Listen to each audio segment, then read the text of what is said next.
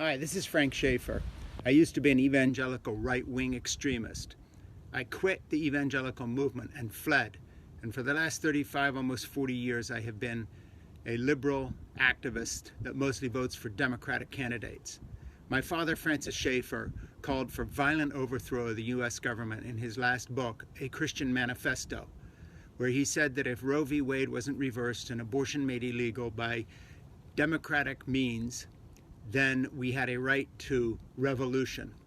Well, last night when the Capitol was attacked, the evangelicals who were in the forefront of that attack were the kind of people who were influenced by him or influenced by people who were influenced by him.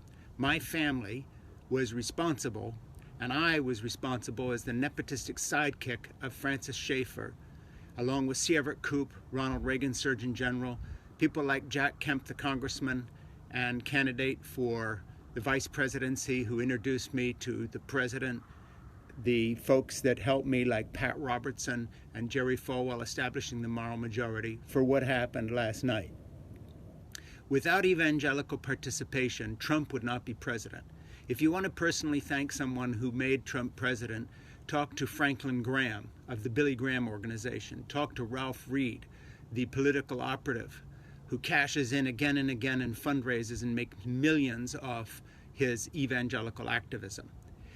America does not have a political problem. We have a religious fanaticism problem without which none of this would have happened.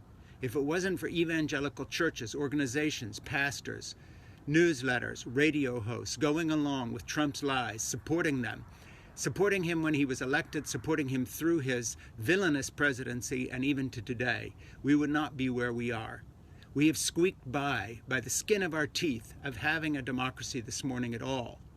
We are only barely hanging on with our fingernails at this point. But the media does not get it. They have never taken the evangelical movement seriously. They talk about the Rust Belt. They talk about Appalachia. They talk about the low pay of working class America. All true, but they ignore because they are afraid to delve into and get into the truth of what white evangelicalism has become, which is a white nationalist, racist movement, xenophobic, myth-based. The theology is a myth. The stuff evangelicals believed in did not happen. The stuff they do not believe in, science, global warming, democracy, did happen. We are now a mockery of China and Russia. We are now a mockery of dictatorships all over the world who looked at that invasion as proof that America is failing. Vladimir Putin won. We lost. Put it that way. Now today, Trump still is in office for a few more days, and he is going to continue to do incalculable damage to America. But none of this, I repeat, is possible without understanding that we have been in a war of religion where fundamentalist evangelical white Christians and their conservative Roman Catholic allies have pitted themselves against our democracy because what they really want is a theocracy. What they aim for is America to become an evangelical Christian bigoted version of Iran. I come from that background. I knew the key players in the 70s and 80s that started all this.